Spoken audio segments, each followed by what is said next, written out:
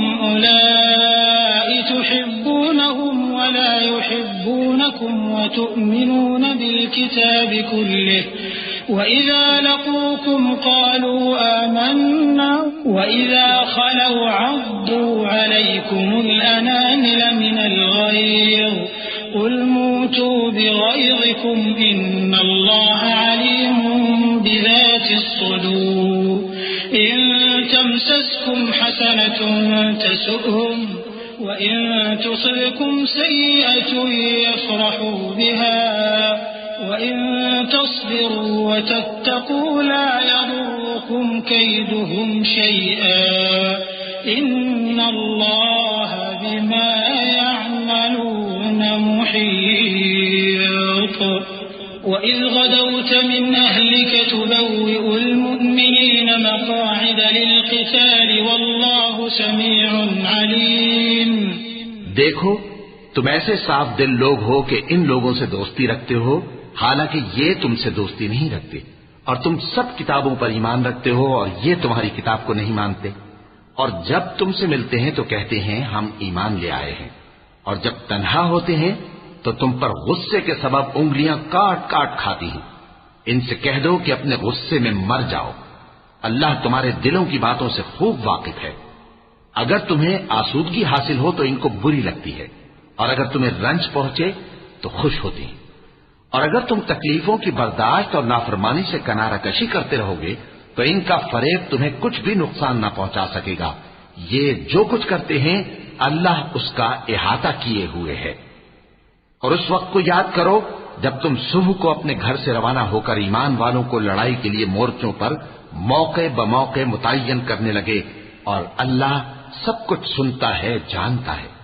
إذ هم الطائفتان منكم أن تفشلا والله وليهما وعلى الله فليتوكل المؤمنون ولقد نصركم الله ببدر وأنتم أذلة فاتقوا الله لعلكم تشكرون. إذ تقول للمؤمنين ألن يكفيكم أن يمدكم ربكم بثلاثة آلاف من الملائكة منزلين بلى إن تصبروا وتتقوا ويأتوكم من فورهم هذا يمددكم